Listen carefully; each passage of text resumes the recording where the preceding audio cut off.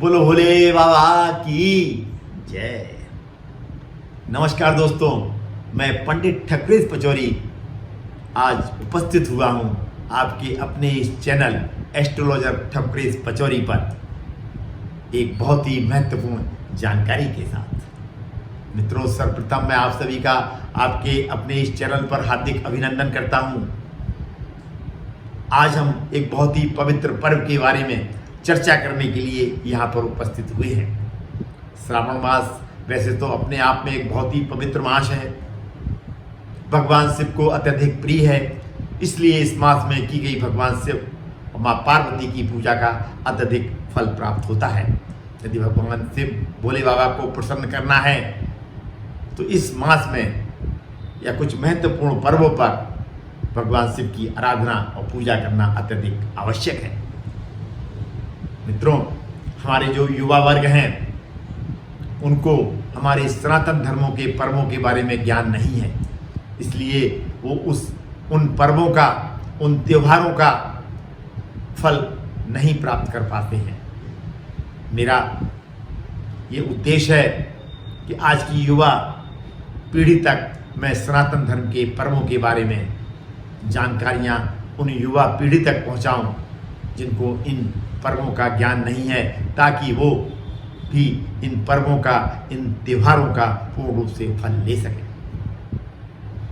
आज हम मित्रों बात करेंगे श्रावण मास की शुक्ल पक्ष की तृतीया को जो पर्व मनाया जाता है, यानी हरियाली तीज का पर्व। इसको मित्रों हरियाली तीज के नाम से इसलिए जाना जाता है क्योंकि श्रावण मास में, जैसा कि आपको ज्ञात है, कि बरसात होती है और चारों तरफ हरियाली ही हरियाली दिखाई देती है। इसलिए इस पर्व को, इस तिथि को, इस तृतीया को हम हरियाली तीज के नाम से मित्रों जानते हैं। हरियाली तीज का मित्रों अपने आप में एक विशेष महत्व है। इसके लिए पीछे भी एक पौराणिक कथा है। माँ पार्वती ने अटूट तपस्या करके भगवान शिव को प्रसन्न किया था इस तिथि पर। ऐसा माना जाता है मित्रों कि 107 बार उन्होंने जन्म लिया। जब 108वीं बार उन्होंने जन्म लिया तब भगवान शिव ने प्रसन्न होकर उनको अपनी अर्धांगिनी के रूप में स्वीकार किया था। इसलिए इस पर्व पर जो हमारी अविवाहित कन्याएं हैं या जिन हमारी कन्याओं की शादियों में विलंब हो रहा है, मनोवांछित वर की प्राप्ति नहीं हो रही है, यदि वो कन्याएं इस पर्व पर व्रत रखती हैं और भगवान शिव, माँ पार्वती और भगवान गणेश की विधिवत पूजा करती हैं तो उनके विवाह में आ रही बाधाएं समाप्त होती हैं और उनको मनोवांछित वर की प्राप्ति होती है। और हमारी जो विवाहित माताएं और बहनें हैं उनको इस दिन अखंड सौभाग्यवती होने का वर माँ पार्वती के द्वारा प्राप्त होता है। अब हम बात करते हैं इस व्रत की पूजा विधि।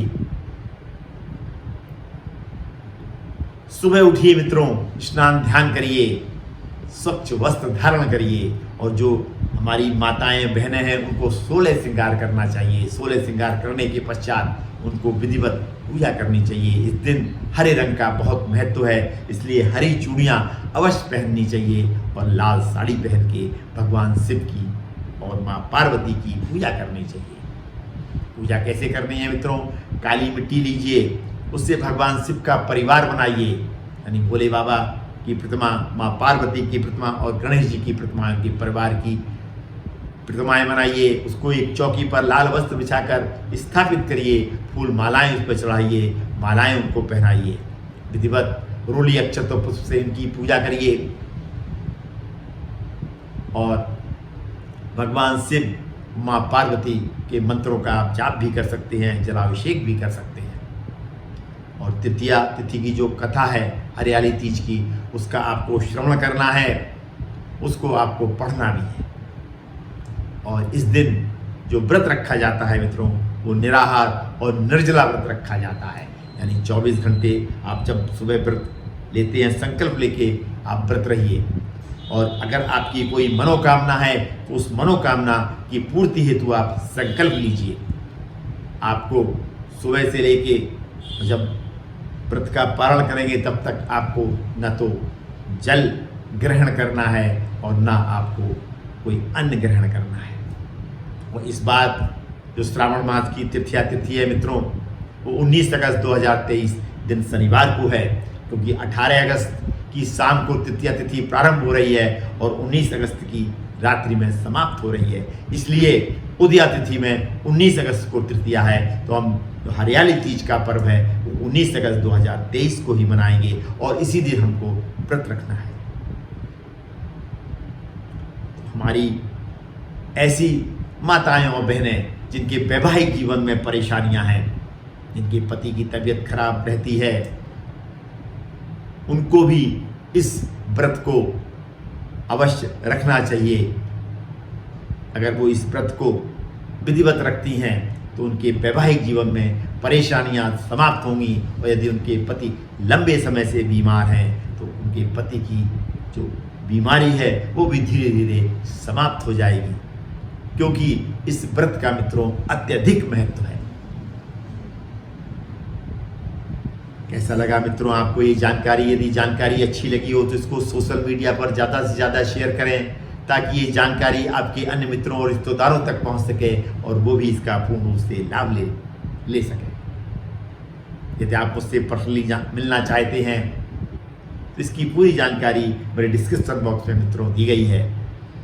मैंने कुछ लिंक्स भी डिस्क्रिप्शन बॉक्स में दिए गए हैं ताकि आप अत्यधिक जानकारी मेरे बारे में प्राप्त कर सकें। आज मैं अपनी वाणी को इस भावना के साथ में विराम देता हूं कि आप सभी पर माँ पार्वती और भोले बाबा की कृपा यूं ही बनी रहे और आपकी लाइफ में, आपकी ज़िंदगी में यदि कोई समस्याएं हैं वैवाहिक जीवन से लेके या आपका विवाह संपन्न नहीं हो रहा है, माँ पार्वती और भगवान शिव की कृपा से आपकी आगे आने वाले समय में समस्त परेशानियां दूर हों। धन्यवाद मित्रों, अंत तक मुझसे जुड़े रहने के लिए और मेरा ये वीडियो पूर्ण रूप से देखने के लिए आप सभी को मित्रों बहुत बहुत धन्यवाद।